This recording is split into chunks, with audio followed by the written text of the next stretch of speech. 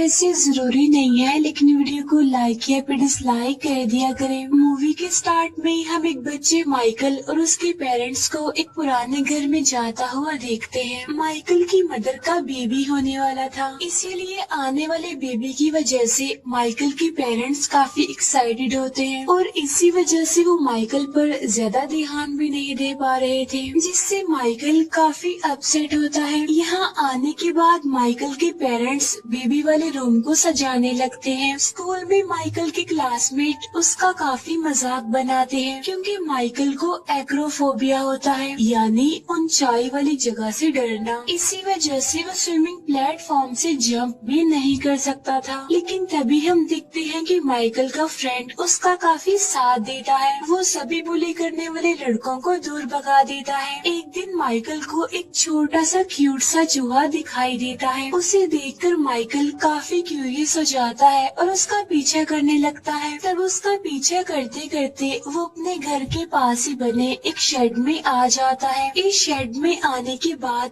Michael काफी अजीब सा फील करता है। साथ साथ उसे वहाँ पर किसी चीज की आवाज भी सुनाई दे रही थी, जिसकी वजह से माइकल डरते हुए अपने घर की तरफ भागने लगता है। जब माइकल सरप्राइज होते हुए अपने घर आता है तो वो सबसे पहले ये बात अपनी मदर को बताता है, लेकिन उस टाइम माइकल की मदर की हालत काफी खराब होती है, जिसकी वजह से माइकल परेशान हो जाता है और फौरन एम्बुलेंस बुला लेता है। हॉस्पिटल में माइकल की मदर को एक प्रीमेच्योर बेबी गर्ल होती है। तब माइकल अपनी बहन को देखकर काफी खुश होता है, लेकिन उस छोटी सी बेबी को कुछ दिनों के लिए हॉस्पिटल में ही रखा जाता है। घर आने के बाद माइकल अपने फादर को शेड के बारे में बताता है, लेकिन जब ये लोग वहाँ जाकर चेक करते हैं तो इन्हें वहाँ पर कुछ भी नहीं मिलता। इसके बाद कुछ दिन गुजर जाते हैं। इसके बाद माइकल उस शेड के बारे में पता लगवाने के लिए अपने नेबरहुड की एक बच्ची से पूछता है। तब उसके हेल्प से माइकल उस शेड में चला जाता है। शेड में जाने के बाद उसे एक अजीब सा आदमी वहाँ पर दिखाई देता है। वो आदमी माइकल को काफी बीमार और साथ साथ काफी गरीब भी लग रहा था। तब माइकल उसे देखकर काफी हैरान रह जाता है और घर में वापस आकर अपने फादर को उसके बारे में बताने की कोशिश करता है, लेकिन माइकल के फादर अपने होने वाली बेबी की वजह से काफी परेशान थे, इसीलिए माइकल अपने फादर को नहीं बता पाता। इसके बाद माइकल ये प्रॉब्लम अपने फ्रेंड को बताने लगता है, लेकिन उसका फ्रेंड अपने स्विमिंग कंपटीशन की वजह से काफी सीरियस था, इसीलिए वो माइकल को कंपटीशन में आने का कहकर वहाँ से चला जाता है। अब माइकल इस सारी सिचुएशन की वजह से काफी परेशान हो जाता है। फिर जब वो घर जा रहा होता है तो वो अपनी उसी नेबर से मिलता है, लेकिन वो लड़की काफी अजीब थी, इसीलिए माइकल उससे ज्यादा बात नहीं करता। इसके बाद माइकल उस अजीब आदमी से मिलने के लिए शेड में जाता है। माइकल उसकी हेल्प करने के लिए उसे कहता है, लेकिन वो आदमी साफ इनकार कर देता है। नेक्स्ट डे माइकल अपने पेरेंट्स और अपनी बेबी सिस्टर से मिलने के लिए हॉस्पिटल जाता है, जहाँ पर उसकी छोटी सी बहन की तबीयत काफी खराब होती है। हॉस्पिटल में माइकल को एक बूढ़ी औरत भी मिलती है। तब माइकल को टेंशन में देखकर वो उससे बात करने लगती है। तब माइकल उसे अपनी छोटी बहन के बारे में बताता है। बातों के दौरान वो बूढ़ी औरत माइकल को एक अंगूर देती है और उसे कहती है कि तुम फिक्र मत करो, सब कुछ ठीक हो जाएगा, देखना। फिर रात के टाइम घर में खाना मंगवाया जाता है। तब बचा हुआ खाना माइकल उस शेड वाले गरीब आदमी को देने जाता है। तब वो आदमी काफी खुशी से उसका खाना खाने लगता है। यहाँ पर माइकल उस आदमी की बैग को अजीब सा नोटिस करता है, साथ साथ उसे वहाँ पर छोटे छोटे विंग्स भी दिखाई देते हैं। नेक्स्ट डे माइकल जब हॉस्पिटल जाता है तो वो उस बूढ़ी औरत को उस गरीब आदमी के बारे में बताता है। तो वो बूढ़ी औरत माइकल को कहती है कि तुम्हें उस आदमी की हेल्प करनी चाहिए। इसके बाद वो माइकल को दोबारा से एक अंगूर देती है। इसके बाद माइकल की बहन घर आ जाती है। तब माइकल अपनी बहन को देखकर काफी खुश होता है। इसी खुशी में वो उस आदमी को कुछ खाना और कुछ मेडिसिन ला कर देता है, ताकि वो जल्द से जल्द ठीक हो जाए। तब उन मेडिसिन से वो आदमी ठीक होने लगता है। एक दिन माइकल अपने फ्रेंड के साथ जंगल में खेल रहा होता है। तभी अचानक से उसे रियलाइज होता है कि उसके घर में कुछ बुरा हुआ है, इसीलिए वो भागते हुए घर जाता है। तो उसे पता चलता है कि उसकी छोटी बहन की तबीयत काफी खराब है। उसे इमरजेंसी में हॉस्पिटल लेकर जाया जाता है। इसके बाद माइकल दोबारा से डिप्रेस्ड होने लगता है, इसीलिए वो झाड़ियों पर ही अपना गुस्सा निकालता है। यहाँ पर वो अजीब आदमी भी माइकल का डिप्रेशन समझ रहा था। इतनी ही देर में वहाँ पर माइकल की नेबर आ जाती है। तब माइकल का मूड ठीक करने के लिए वो उसे एक लेक के पास लेकर जाती है।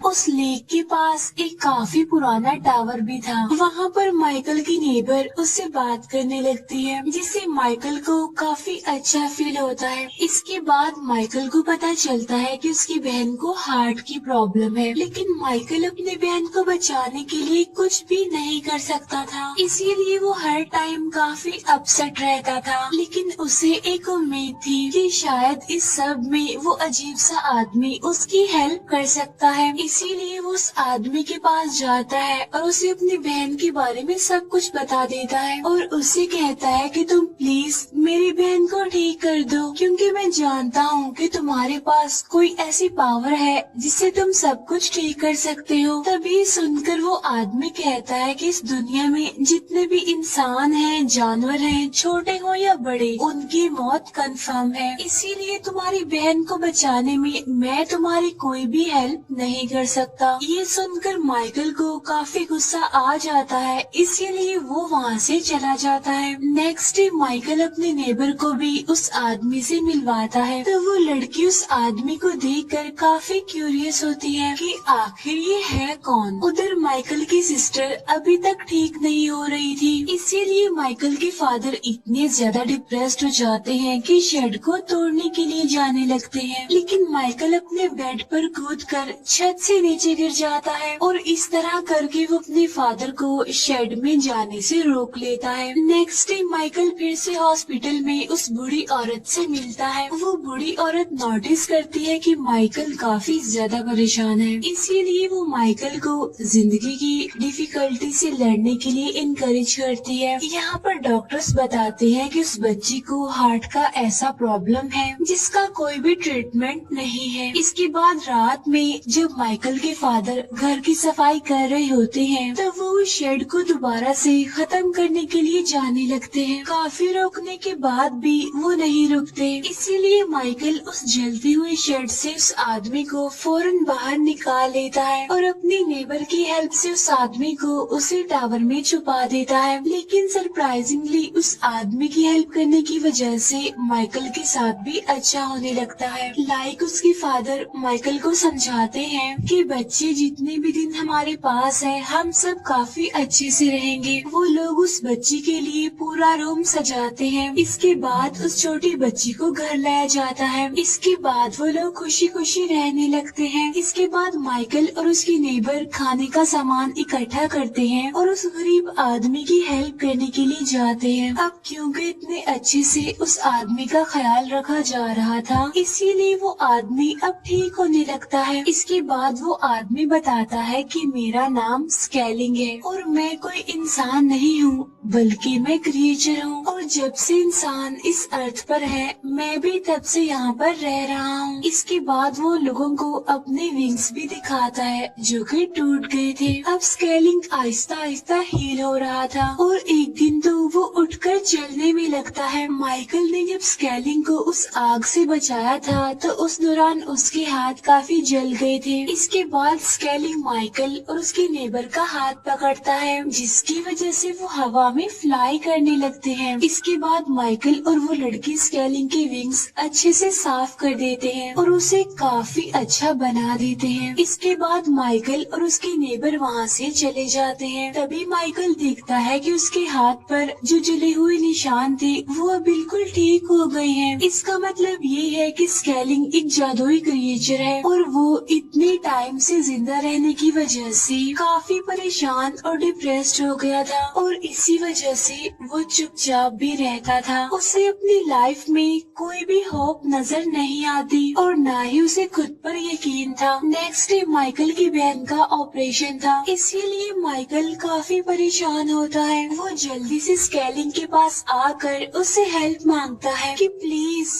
मेरी बहन को ठीक कर दो, लेकिन स्केलिंग उसे कहता है कि इसमें मैं तुम्हारी कोई भी हेल्प नहीं कर सकता। इसके बाद माइकल अपसेट होकर उस बूढ़ी औरत से मिलने के लिए हॉस्पिटल जाता है, जहाँ पर उसे पता चलता है कि कल रात ही उस बूढ़ी औरत की मौत हो गई है। तब माइकल को उस बूढ़ी औरत की बात याद आने लगती है।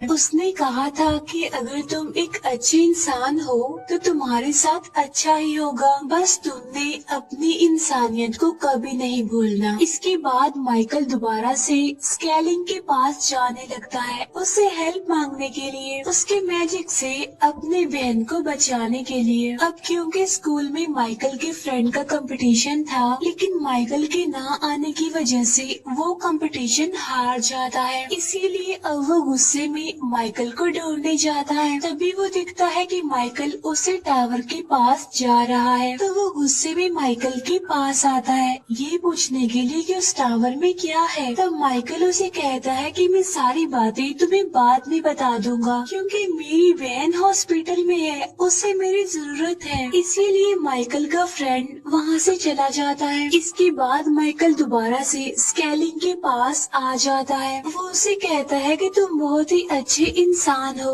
तुम मेरी बहन को बिल्कुल ठीक कर सकते हो, लेकिन स्केलिंग कहता है कि नहीं, मैं तुम्हारी कोई हेल्प नहीं कर सकता। तब माइकल कहता है कि ऐसा नहीं है और ये पूरी दुनिया यकीन और होप के ऊपर तो चल रही है और मैं तुम्हारे अंदर का जो भरोसा है उसे जगा कर ही रहूंगा, देखना। इसीलिए माइकल ऊंचाई के डर के बावजूद भी उस टावर के किनारे पर चला जाता है और स्केलिंग उसे बचाएगा, इसी होप में वो टावर से कूद जाता है। तब ये देखकर स्केलिंग डर जाता है और वो माइकल को बचाने के लिए अपने विंग्स पूरी तरह से खोल लेता है और माइकल को गिरने से पहले ही वो बचा लेता है। इसके बाद वो दोनों लेक के ऊपर से उड़ने लगते हैं। अब उस छोटे बच्चे ने उस आदमी को अ काइंड ऑफ दोबारा जिंदा कर दिया था। उसे एक उम्मीद दी कि इस दुनिया में बहुत सारे ऐसे लोग भी हैं जिन्हें स्केलिंग की हेल्प की जरूरत है। इसके बाद स्केलिंग अपनी लाइफ पहले की तरह फील करता है। वो दोनों आसमान में काफी देर तक फ्लाई करते हैं और इसके दौरान माइकल सो जाता है। तब स्केलिंग माइकल को एक सेफ जगह पर रख देता है और हॉस्पिटल में माइकल की बहन को देखने के लिए जाता है। वो अपने मैजिक से माइकल की मदर को सुला देता है। इसके बाद वो उस छोटी सी बच्ची को अपने हाथ में उठा लेता है। अब देखते ही देखते वो बच्ची जो इतनी ज्यादा बीमार थी ठीक होने लगती है। तब ये देखकर डॉक्टर्स भी काफी हैरान रह जाते हैं। नेक्स्ट डे माइकल की नेबर उसे जगाती है। इसके बाद माइकल भागते हुए अपनी बहन को देखने के लिए जाता है। तब अपनी बहन को बिल्कुल ठीक देखकर उसकी आंखों में खुशी के आंसू आ जाते हैं। वो जानता था कि ये सब कुछ स्केलिंग की वजह से ही हुआ है। अब स्केलिंग के पेरेंट्स भी काफी खुश थे। माइकल अपनी बहन का नाम वो रखता है जो उस बूढ़ी औरत का नाम था, ताकि वो हमेशा उस पर्सन को याद रखे जिसने उसके अंदर यकीन और होप को पैदा किया और दूसरों की हेल्प करने के लिए इनकरेज भी किया। अब ये फैमिली एक हैप्पी फैमिली बन जाती है। माइकल भी अपने फ्रेंड से मिलता है और सारी मिसअंडरस्टैंडिंग्स दूर कर लेता है। साथ साथ वो उससे माफी भी मांगता है। इसके बाद माइकल और उसके नेबर वापिस से स्केलिंग से मिलने जाते हैं। वो स्केलिंग को